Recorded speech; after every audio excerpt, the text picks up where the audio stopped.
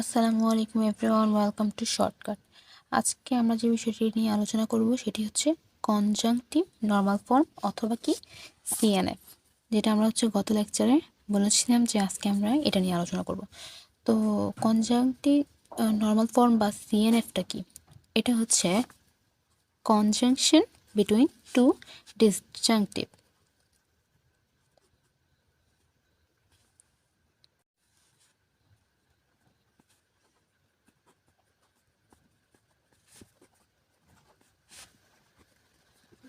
Disjunction or disjunctive। আচ্ছা, তো এটা কথাটার মানে কি? কথাটার মানেটা যদি আমরা একটা এক্সাম্পল দিয়ে দেখি তাহলে হয়তো বা ক্লিয়ার হয়ে যাব। যেহেতু বলছি টু ডিসজাংশন, তাই না? তো প্রথমে আমরা দুটি ডিসজাংশন আছে এমন কম্পাউন্ড প্রপোজিশন রেডি করে নিই। তো পি অর কিউ, আর একটা নিই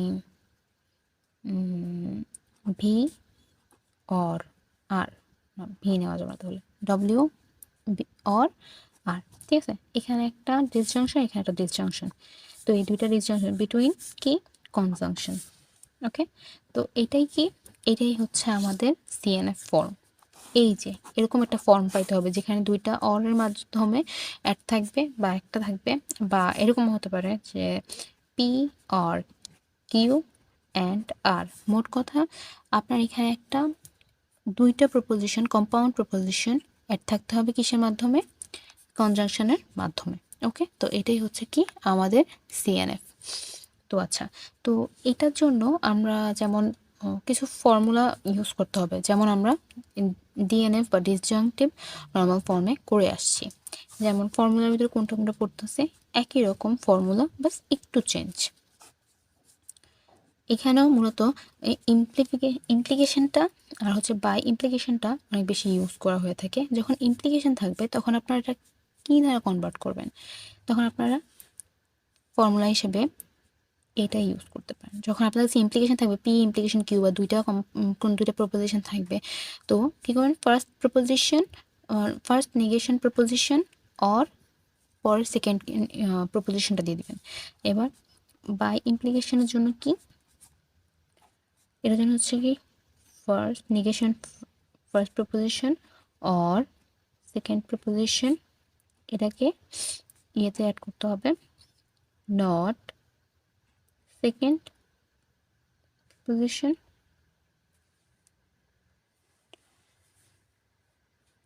অর পি।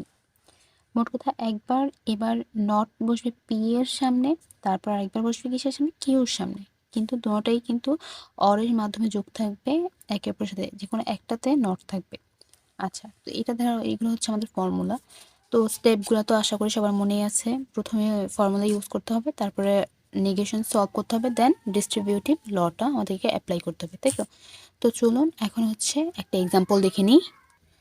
তো এখানে আমাদের কাছে একটা এক্সাম্পল রয়েছে যেটাকে আমাদেরকে বলছে কোন ফর্মে নেওয়ার জন্য? সিএনএফ ফর্মে নেওয়ার জন্য, তাই না? মানে মিডলে আমাদের যেটা থাকবে সেটা আমাদের থাকবে কি কনজাংশন, কিন্তু এখানে আমাদের কাছে একটা ইমপ্লিকেশন আছে, এটা মুভ করতে হবে, তাই তো? তো আমাদের কাছে এখানে একটা ফর্মুলা আছে, এই যে যখন আমাদের কাছে পি ইমপ্লিকেশন কিউ থাকবে তখন আমরা কি লিখবো? Not P or Q, right? তো চলুন এটা সলভ করে নিই। পি ইমপ্লিকেশন কিউ, তাহলে কি পি অ্যান্ড, এই অ্যান্ডের জায়গাতে অ্যান্ড রয়েই গেল, ইমপ্লিকেশনের জায়গাতে শুধু ইমপ্লিকেশনের ফর্মুলাটা বসিয়ে দেব। তো P not P or Q, right?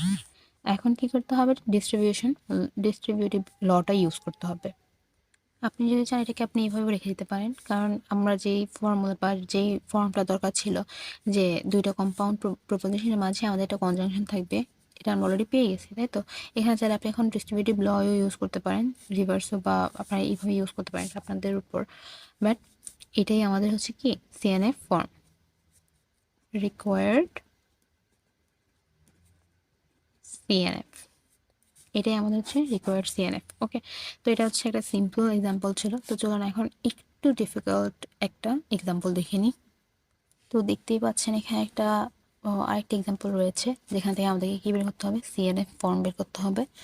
তো তো এখানে যেটা আছে, এখানে ইমপ্লিকেশন আছে আর হচ্ছে বাই ইমপ্লিকেশনটা আছে, তাই না? তো এখানে জাস্ট আমরা ফর্মুলাটা ইউজ করব।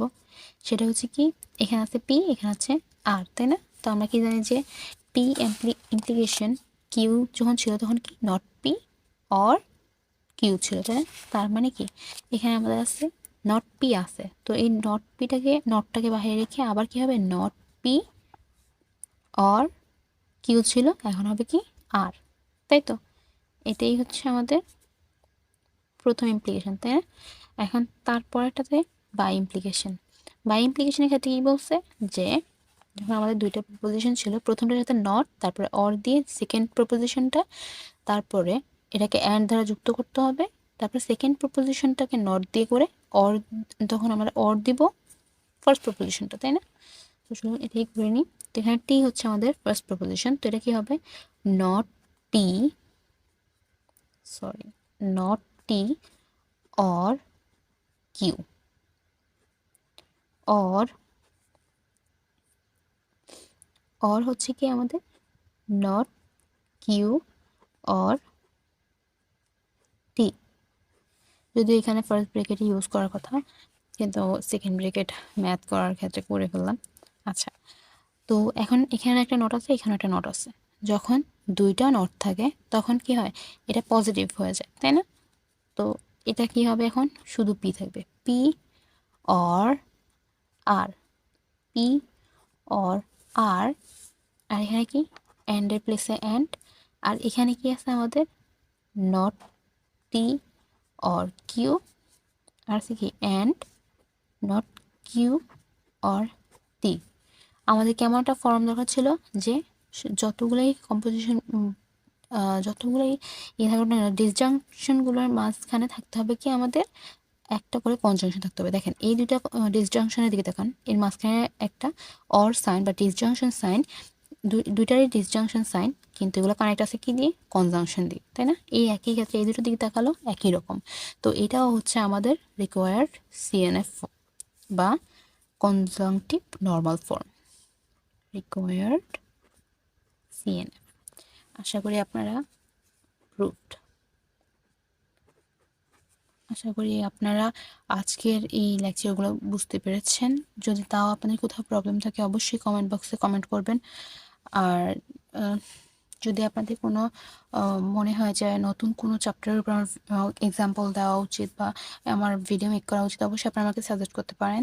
Thank you. ততক্ষণ অবধি সুস্থ থাকবেন, ভালো থাকবেন। আল্লাহ হাফেজ।